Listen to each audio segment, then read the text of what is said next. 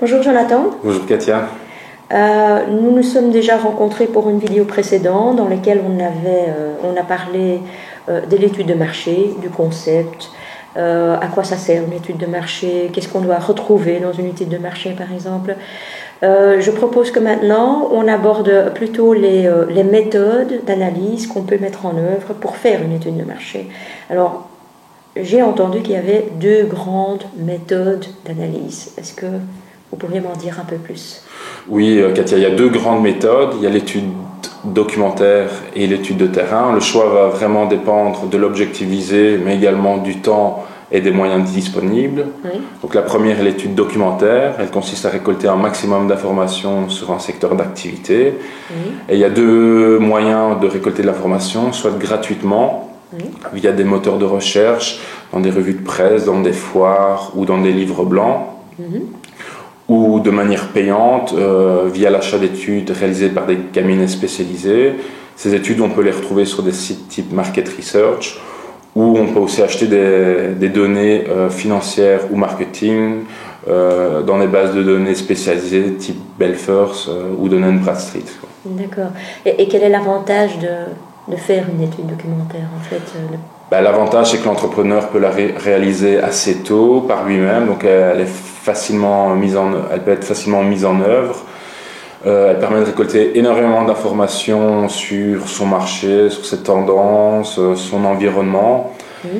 Et elle permet également de réaliser du benchmarking, donc de comprendre un peu quelles sont les meilleures tendances dans son secteur. Mais il y a sûrement des limites à cette méthode aussi, non? La grosse limite, c'est de ne pas savoir où trouver l'information. Et la deuxième grande limite, c'est que parfois on peut rechercher, on accumule pas mal d'informations. Et on se noie complètement. Et on se noie dans une grande quantité de rapports qui sont souvent des informations qui peuvent être inutiles pour son projet, quoi. Ok, je comprends, c'est pas évident quand même. Et quelle est la deuxième méthode alors? Donc on a parlé de recherche documentaire, et ensuite il y a l'étude de terrain. L'étude de terrain, Oui. qu'on appelle aussi le field research. Oui. Dans l'étude de terrain, il y a trois types d'analyses qu'on peut réaliser. Il y a tout d'abord l'observation, il y a l'analyse qualitative et l'analyse quantitative. Oui. L'observation, elle permet vraiment d'étudier un comportement d'un individu. Souvent, ça va se réaliser de manière seule, de manière également invisible. Il ne faut pas que le consommateur se sente observé. Oui, donc c'est vraiment de l'extérieur, le consommateur ne se doute de rien. Donc il n'y a pas d'interaction entre celui qui observe et l'observateur. Oui, c'est bien ça, quoi. Et ça peut être aussi utilisé pour observer un peu la concurrence. Par exemple, je suis dans le secteur de l'ORECA, j'aimerais bien savoir comment positionner mes produits. Je peux aller voir directement, observer ce que fait la concurrence, directement comment lui place ses produits. Ça peut être très utile. C'est ça, ok. Ça, c'était une façon d'analyser les choses, donc l'observation, mais on peut passer aussi via une enquête qualitative. Qualitative, c'est bien ça. Donc là, on va vraiment essayer de comprendre en profondeur un comportement, un contexte, une motivation d'un consommateur.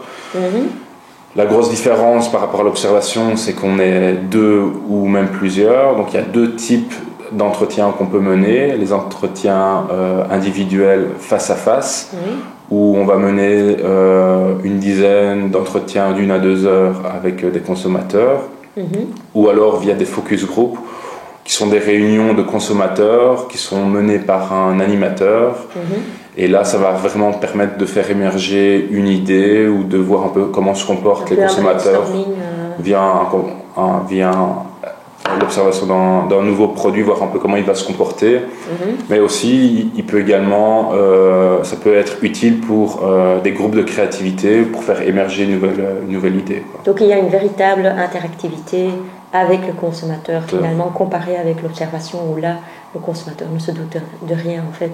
Mais au niveau de l'enquête qualitative, quels sont les avantages de cette enquête qualitative en fait? Donc les gros avantages, c'est qu'on récolte énormément d'informations sur un comportement, une qualité qu'on ne peut pas avoir directement avec l'observation. Est-ce que c'est donné à tout le monde de faire ça? Et ça, évidemment, ça doit être réalisé par des cabinets souvent spécialisés qui ont cette capacité, cette neutralité de pouvoir mener des entretiens.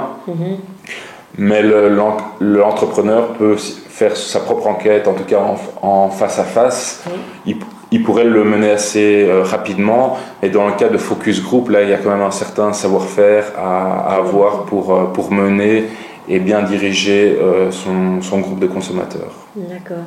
Et finalement, alors l'enquête quantitative, la troisième manière d'analyser les choses, je suppose que là, les chiffres interviennent sérieusement, quantitatif. Oui, dans l'étude quantitative, on va vraiment interroger un grand nombre de personnes appartenant au marché. Donc le gros avantage, c'est qu'on va obtenir des résultats chiffrés qui sont souvent utilisés dans des secteurs où la compétition est assez rude. Mais le gros inconvénient de l'étude quantitative, c'est que ça demande vraiment un certain savoir-faire dans la sélection de l'échantillon. Dans la façon de poser les questions, je suppose déjà. Oui, souvent des questions précises qui doivent être très bien posées, puisqu'elles vont être posées à une centaine, voire des milliers de répondants. Et surtout dans la capacité à interpréter les résultats qui peuvent souvent être fatales dans le cas d'erreur. Oui, si on se trompe, on est tout de suite mauvais dans toutes les conclusions. Dans les conclusions. Ok, donc si je résume notre conversation, il y a donc deux grandes méthodes pour mener une étude de marché, pour faire les analyses. C'est premièrement l'étude documentaire ou le desk research, où là, on va chercher un peu soi-même derrière le PC tous les éléments qu'il nous faut, les chiffres, etc., dans des sources payantes ou non payantes, à nous de choisir. Deuxièmement, le field research ou l'étude de terrain, où là, il y a trois manières de faire et qui sont complémentaires. Qui sont, soit on passe par l'observation, on regarde le consommateur de loin, je dirais, ou dans une situation. Deuxièmement, il y a l'étude qualitative où on analyse d'autres éléments dans des petits groupes ou dans des entretiens face à face.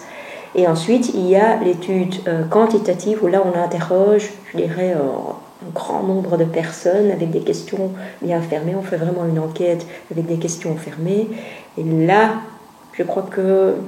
J'espère que j'ai bien résumé les trois méthodes. C'est tout à fait exact. Donc, ce qui est important de savoir, c'est que l'étude de marché, c'est vraiment un outil d'aide à la décision et ça va vraiment aider l'entrepreneur à valider des choix stratégiques. C'est ça, quoi. Je crois qu'on a fait le tour de la question, en tout cas des méthodes. Merci beaucoup, c'était très intéressant et peut-être à une prochaine vidéo. Ok, merci Katia et à bientôt.